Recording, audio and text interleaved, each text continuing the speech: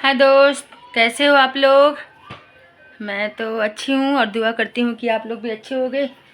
हाँ, भगवान से भी दुआ करती हूँ मेरे दोस्त अच्छे रहें। बस दोस्त यही है, अब काम कर लिया है, अब सिलाई के लिए रखे हैं, हम सिलाई करने जा रही हूँ। और नाश्ता कर लिया था मैंने, आप लोग ने किया होगा, यहाँ तक कि मुझे है कि आप लोग ने भी कर लिया होगा।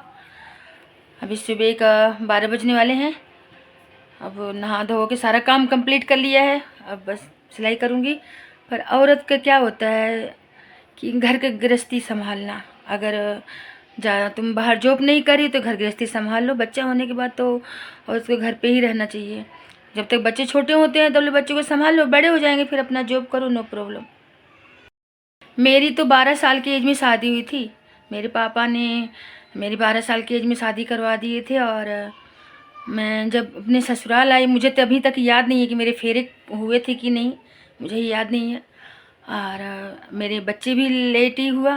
तो घर में आपको पता ही है, गांव के लोग होती हैं ताने मारती रहती हैं कि बच्चा नहीं हो रहा है, ये वो ताने बहुत सुना मैंने। लेकिन जब मैं उस लायक हुई, जब मेरी उम्र हुई, तब बच्चा हुआ। अब तो बच्चे पे ये हम कहते हैं कि हमारा बच्चा पढ़ाई लिखा करके अपने पैर पे खड़ा हो जाए फिर शादी करें। लेकिन बच्चे नहीं समझते, जो आज के बच्चे हैं उनको ये लगता है मेरा फ्यूचर, मेरी भविष्य मेरा खुद का है। मैं माँ बाप से क्यों पूछूं। माँ बाप का कर्म होता था कि हम माँ बाप है, हमारा ये कर्म है कि हम उनको पैदा किया, पाल पोस के बड़ा किया, अच्छा संस्कार दिया। अब उनके कर्मों में क्या लिखा है वो जाने, उनका हम भविष्य तो नहीं बना सकते, ना हम बिगाड़ सकते हैं। तो मेरी एक प्रार्थना है आज के बच्चों से कि हमारे तो माँ बाप ने हमें जिससे हाथ पकड़ाए हम उसके साथ खुश हो गए, चाहे दुख था चाहे सुख था झेल लिए। लेकिन आप लोग के साथ तो हम ऐसा नहीं करते। लेकिन आप लोग इतना ज़रूर सोचो कि रिश्ता बनाने से पहले इंसान को समझो, चाहे लड़का हो या लड़की हो, समझो उसको एक अच्छी तरह से जानो, उसका नाराज़गियाँ, गुस्सा, प्यार, किस चीज़ से नाराज़ होती है, किस चीज़ से गुस्सा, क्या पसंद क्या नापसंद, ये देखो आपकी फैमिली के साथ एडजस्ट करने वाली है या नहीं है, या लड़का अच्छा है तुम्हारी इज्जत करे, ये सबसे अच्छा होता है। शादी एक रिश्ते होते हैं, जिम्मेदारियां होती हैं, हमें अपना धर्म निभाना होता है। माँ का धर्म, बहन का धर्म, भाई बेटी का धर्म, सारा धर्म हमें निभाना पड़ता है। क्योंकि हम भगवान के यहाँ से ही बन के आए हैं लड़की, हमें पता है कि अपना हमारा क्या हमें करना है। पर लड़कों को भी इतना सोचना चाहिए कि अगर हमारे लिए लड़कियां कर रही हैं सब कुछ, माँ बाप छोड़ के आती हैं, तो हम उनको इज्जत दें, सम्मान दें। एक इंसान अगर एक औरत की इज्जत करता है तो उसको कभी किसी चीज़ की कमी नहीं होती। बस यही अनुरोध है आप लोग से कि आप लोग घर परिवार से मिल के रहो, माँ से भी प्यार करो, माँ का प्यार अलग है, बीवी का प्यार अलग है। चॉइस होता है तो कहते हैं कि देखो माँ भी ज़रूरी है, बीवी भी ज़रूरी है, दोनों ज़रूरी हैं।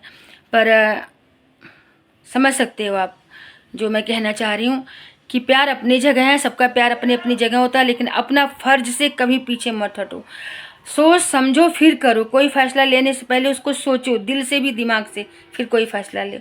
ओके गाइस, अगर मेरी बात कोई बुरी लगी हो आप लोग के तो उसके लिए सॉरी। मेरे पास जितना मुझे लगा ऐसा है मैं आपसे शेयर कर सकती हूँ, क्योंकि और किसी को तो मैं कुछ बता नहीं सकती। तो ओके दोस्त, बाय। पहले तो शादियाँ के लिए जब बातें घर में होती थी तो हम लोग रोने लग जाते थे। मैंने देखा है खुद को, जब मैं अपनी मम्मी के घर पे थी तो मेरी तो दीदी जो बड़ी थी वो लोग ज़्यादा ही कुछ, उनकी शादी हो गई थी, उनके बच्चे हुए थे। मैं अपनी माँ से बहुत लेट पैदा हुई थी। तो मैं जब ससुराल में आई तो मुझे ऐसा लगा कि एक अनजान लोगों से मिलना होता है, अनजान लोगों को समझना होता है।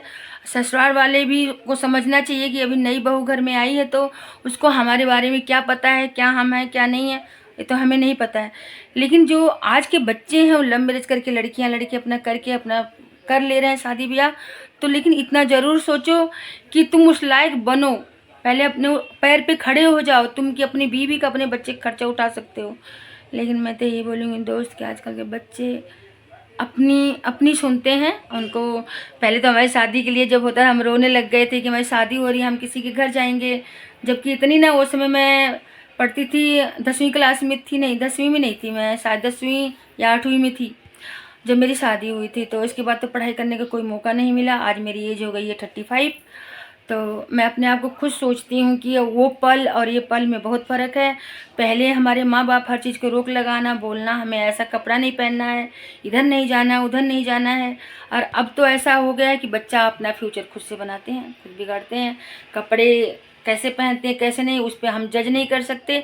किसी की लाइफ में हम जज नहीं कर सकते कि तुम कैसे अपनी लाइफ जियो। लेकिन एक ये है कि सोचो, माँ बाप तुम्हारे लिए कब तक करते रहेंगे, तुम भी तो माँ बाप के लिए सोचो।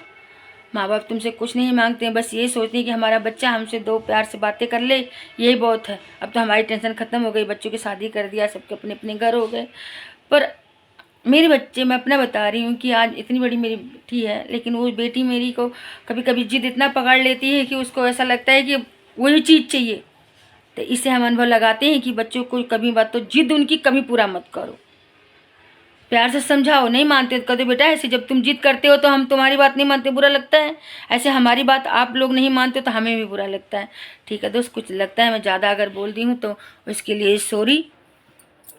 और मुझे भी जितना मेरे को, मेरे दिल में जो बातें मैं आप ही लोगों से कह सकती हूँ, प्यार से पेट नहीं भरता। प्यार ज़रूरतें, प्यार ऐसी चीज़ होता है ना कि एहसास करो, महसूस करो। धन दौलत खूबसूरती से प्यार कभी नहीं होता, प्यार ये दिल से होता है।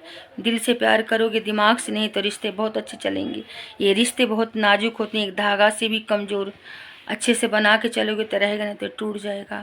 सॉरी दोस्त, अगर मैंने कुछ ज़्यादा आप लोग से बात कर ली हूँ, आप लोग को किसी मेरी बातों से बुरा लगा हो तो आप मुझे कमेंट करोगे, मैं वो बातें नहीं करूँगी।